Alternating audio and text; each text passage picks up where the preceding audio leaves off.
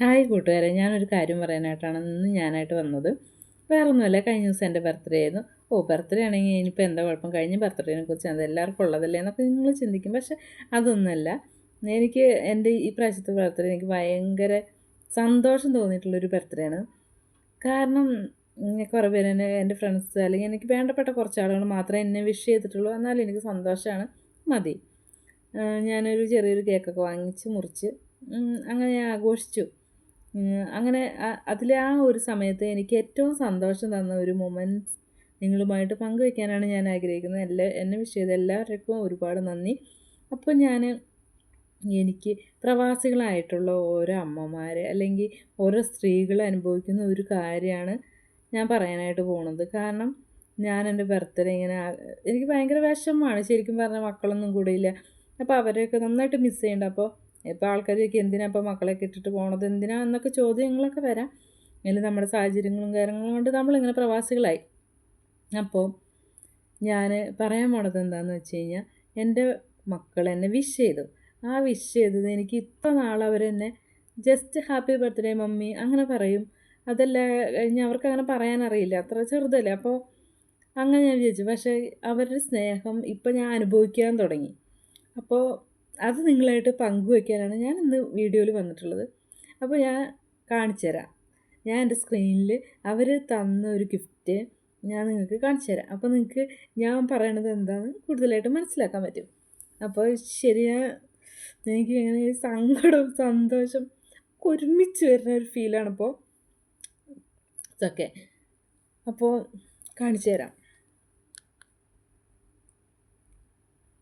ഞാൻ എൻ്റെ സ്ക്രീനിൽ തന്നെ ഇടാം. പക്ഷേ എനിക്ക് ഒരുപാട് എൻ്റെ ജീവിതത്തിൽ ആദ്യമായിട്ടാണ്. അപ്പോൾ അതെനിക്ക് പറഞ്ഞ് മുഴുവിപ്പിക്കാനായിട്ട് പറ്റില്ല. കാരണം ഞാൻ പെട്ടെന്ന് ഇമോഷണലായിപ്പോയി. അതിന് ശേഷം ഞാൻ കുറച്ച് കഴിഞ്ഞ് സെറ്റായതിന് ശേഷമാണ് ഞാനിപ്പോൾ ബാക്കിയുള്ള കാര്യങ്ങളും കൂടെ പറയണത്. അപ്പോൾ അവരെനിക്ക് അയച്ചു തന്ന ഒരു ഇതെന്താണെന്ന് വെച്ചിട്ടുണ്ടെങ്കിൽ ഞാൻ വായിച്ച് കേൾപ്പിക്കാം. Mom, you are the best mom in the world. Happy birthday mom. എൻ്റെ മമ്മിക്ക് 1000 പിറന്നാൾ ആശംസകൾ ഞാൻ നേരുന്നു. ഇനിയും 10,000 വർഷം സുന്ദരിയായി ജീവിക്കണം. ഒരു ദിവസം 10,000 വർഷങ്ങൾ പോലെ തോന്നണം. I love you mummy.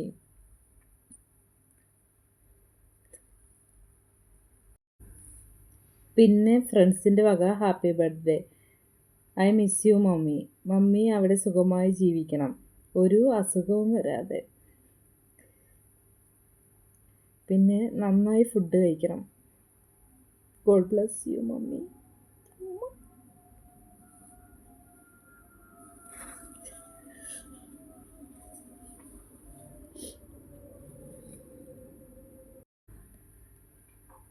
എൻ്റെ ജീവിതത്തിലെ ഏറ്റവും വലിയ ഗിഫ്റ്റാണ് മമ്മി. ഒരുപാട് സന്തോഷം തോന്നി.